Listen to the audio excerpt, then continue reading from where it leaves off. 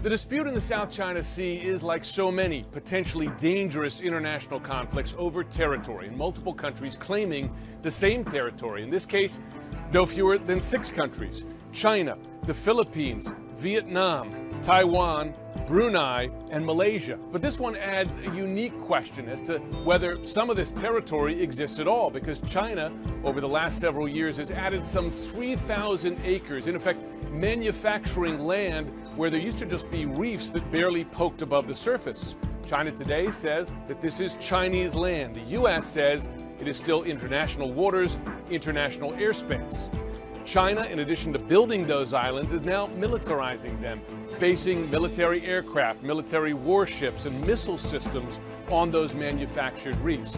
The U.S. responding by sailing its warplanes and warships through those waters to demonstrate its point that they remain international. For now, that dispute has played out purely with words. The danger is, though, that there could be a miscalculation or an escalation that leads to something worse and much more dangerous. China is refusing to recognise The Hague's historic court ruling yesterday over territory in the South China Sea in favour of the Philippines. Beijing says it might now then boost its military presence in the region. Emily Souza to tell us more about this. This ruling yesterday was expected, and so was China's reaction to it. It said it wasn't going to listen to what The Hague had to say, and sure enough, that was followed through, wasn't it? Well, yes, absolutely, Kevin. Let me take you back to the beginning. From the very beginning, when the case was first submitted to the Permanent Arbitration Court at The Hague over 3 years ago, China already dismissed it as a political farce, saying they won't recognize it, they won't accept it, and they won't enforce it.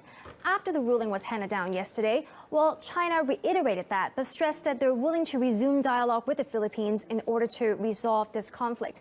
But speaking at a press conference yesterday, actually today, the Vice Foreign Minister, his tone wasn't so diplomatic. Let's take a listen. None of the 5 members from the arbitration panel comes from Asia. Do they understand Asia? About the issue of the South China Sea? The 5 judges are paid. The Philippines paid them. Maybe some other countries also paid them. We don't know. They work for profit. The vice foreign minister, he didn't name any names, but the fact that the U.S. and the Philippines, they are treaty allies, and that the U.S. has several military bases in the Philippines, well, many analysts are suspecting that this case really is orchestrated by the U.S. in the name of their so-called diplomatic and military pivot or rebalance towards Asia. Here's how the Chinese Foreign Ministry had put it.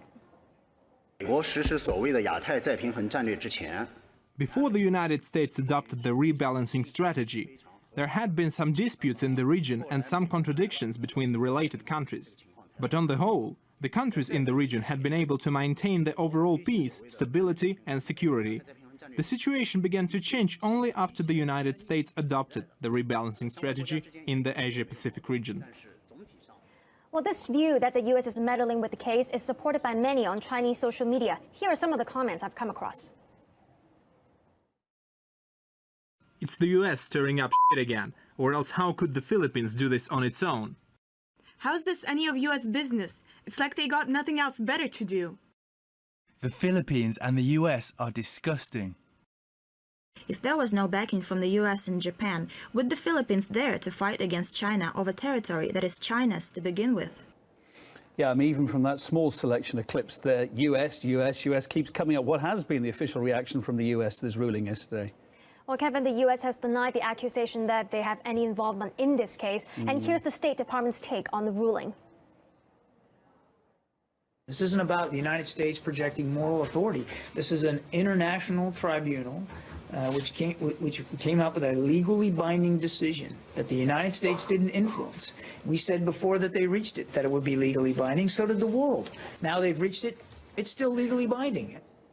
So the US is happy with this result. The Philippines obviously happy with this result. China's going, hey, what result? Where's it going to go now? Well, many are expecting both sides to step up their military game in the region, but nothing substantial has happened just yet. So far, it's only talk and flexing military muscles, if you will. But today, China reiterated that it has the right to set up an air defense zone above the South China Sea if it thinks it's necessary. But they didn't go as far as saying that they will for sure. It would depend on the level of threat they face. Now, it's for the viewers to judge whether or not that's an overreaction. But one thing I do want to point out is that all the countries with claims in the South China Sea, they either already have or are developing military ties with the U.S. And let's not forget, Japan and South Korea are also U.S. allies. And recently, there have been numerous mass protests because people there are not happy with U.S. military deployments in those two countries. So if we take a step back and looking at the overall picture, with China effectively surrounded by pro-U.S. forces, well, the question that begs to be asked is, who really is the real threat here? Yeah, the whole story about that question of the 9-dash line there and who owns what and who's got stake in it's going to be a real hot spot to watch, isn't it? Emily, Sue, thank you for now. We spoke earlier to Victor Gao. He's director of the China National Association of International Studies. He said, as we've been hearing there, that China's open to dialogue with its neighbour in order to try to resolve the dispute here, but doesn't want any external interference.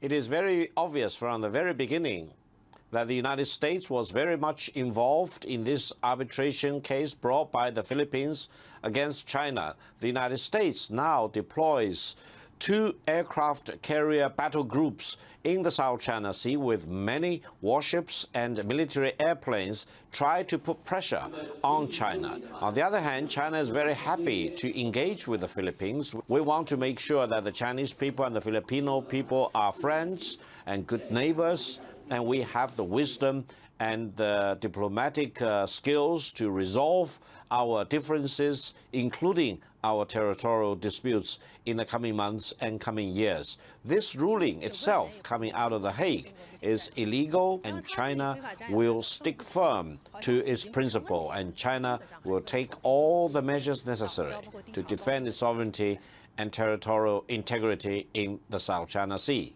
Michael and Amra, this is just a sweeping ruling in favor of the Philippines. And frankly, there couldn't be a much worse outcome for the Chinese in terms of this specific case out of The Hague. The court ruled on a number of different factors here, but the biggest one really has to do with China's claims of sovereignty based on historical rights in the South China Sea. So China has long said that it has historical rights that go back hundreds of years, that its ancestors fished established the South China Sea waters. It can point to maps, it says, that prove that China really has sovereignty and therefore the economic rights that go with that sovereignty. The Philippines said they rejected that and that China is actually violating international law by building artificial islands and seizing territory.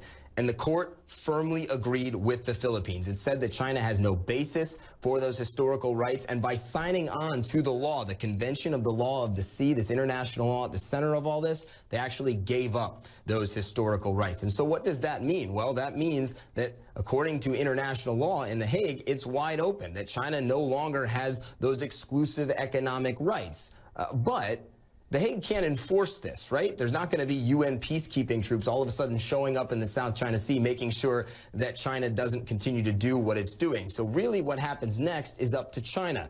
Will it be the status quo? Will they continue to develop those islands? Will they ramp up those artificial island building in a real big act of defiance, perhaps create an air defense identification zone requiring foreign ships and planes to register with China to come into that area? That could be very provocative. Analysts say that could create more tension. Or will they maybe ease back, try and engage a little bit more diplomatic, on a diplomatic level with other claimants in the South China Sea? That remains to be seen at this point. Beijing, though, saying today that it would not adhere to any ruling out of the court and that they do not recognize this decision from The Hague, saying it didn't have the jurisdiction to rule. So this is an issue that is not going away. How China responds in the future, in the short term and the long term, has big-time implications for a region that is already very tense. Michael, Amra.